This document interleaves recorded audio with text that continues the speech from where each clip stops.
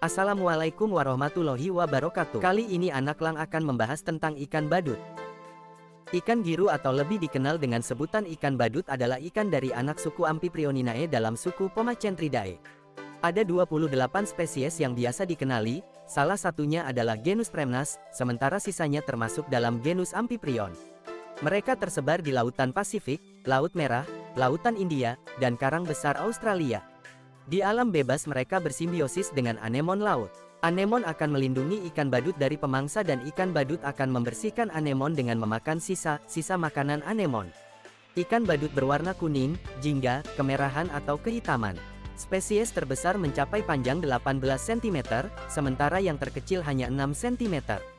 Genus Amphiprion, Amphiprion ocellaris, Amphiprion omanensis, Amphiprion pacificus, Amphiprion percula, Amphiprion peridraeon, Amphiprion polymnus, Amphiprion rubrocinctus, Amphiprion sandaracinos, Amphiprion sebae, Amphiprion thielei, Amphiprion tricinctus. Genus Premnas, Premnas biaculeatus. Dalam sebuah film animasi yang diproduksi oleh Pixar yakni Finding Nemo, 2003 terdapat ikan badut bernama Nemo sebagai karakter utamanya bersama dengan Marlin ayah Nemo, dan Coral ibu Nemo.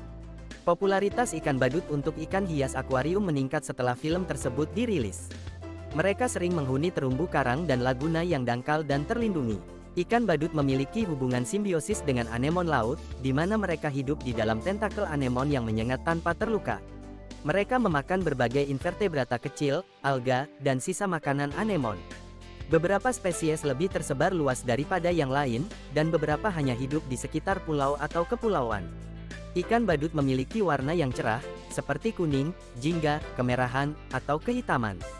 Ikan-ikan ini mengangin-anginkan air di sekitar tentakel anemon inangnya, membuang kotoran dari rongga mulutnya, dan menyediakan kotoran bernitrogen yang digunakan anemon sebagai makanan. Bertentangan dengan kepercayaan umum, mereka tidak menangkap makanan untuk anemon. Kematian pada ikan badut diduga disebabkan adanya penyakit infeksi. Parasit merupakan salah satu penyakit infeksi yang menyebabkan kematian pada budidaya ikan-ikan laut. Identifikasi parasit merupakan salah satu upaya dalam mengetahui penyebab kematian pada ikan badut. Ikan badut adalah hewan laut yang paling setia dengan pasangannya, mereka menjaga telur dan anak-anaknya dengan penuh kasih sayang. Ikan yang lebih besar seperti ikan singa, ikan kakap, ikan kerapu, ikan picu dan belut akan memangsa ikan badut. Ikan badut lebih menyukai suhu air antara 24 derajat Celcius dan 27 derajat Celcius, atau masing-masing 75 derajat Fahrenheit dan 80 derajat F.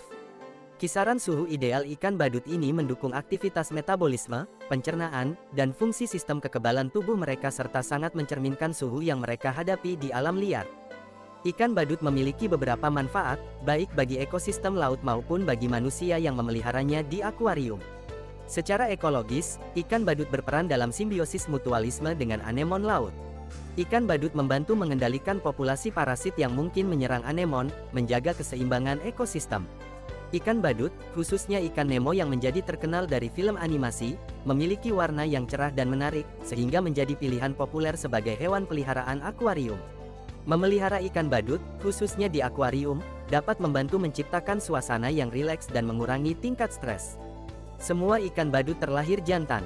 Mereka memiliki kemampuan untuk berganti jenis kelamin, tetapi hanya akan melakukannya jika ingin menjadi betina yang dominan dalam kelompoknya. Perubahan ini tidak dapat diubah lagi. Ikan badut hidup sekitar 8 tahun di alam liar dan 12 tahun atau lebih di lingkungan yang dilindungi. Jika ikan betina dalam koloni tersebut mati, maka ikan jantan yang menjadi pasangannya akan berubah jenis kelamin menjadi betina secara permanen. Perubahan yang tidak dapat diubah. Strategi riwayat hidup ini dikenal sebagai hermafroditisme berurutan. Karena ikan badut semuanya lahir sebagai ikan jantan, mereka adalah hermafrodit protandrous.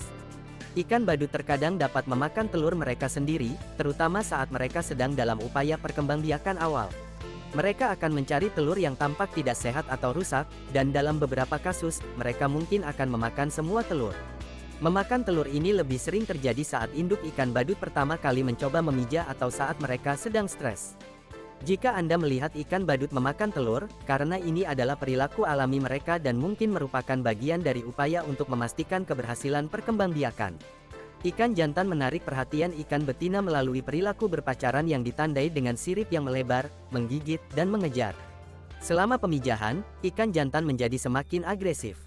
Saat pemijahan dimulai, ikan jantan akan mengejar ikan betina ke sarang dan pada saat itu ikan betina akan melewati sarang beberapa kali hingga ia melepaskan telurnya. Ikan badut betina dapat bertelur ribuan kali. Setelah bertelur, ikan badut jantan akan membuahinya. Meskipun ikan badut secara teknis dapat dimakan, hal itu tidak direkomendasikan. Anemon beracun. Mereka membunuh mangsanya dengan tentakel beracun mereka. Dipercayai bahwa ikan badut diselamatkan oleh racun anemon melalui lendir tebal yang melapisi kulit mereka.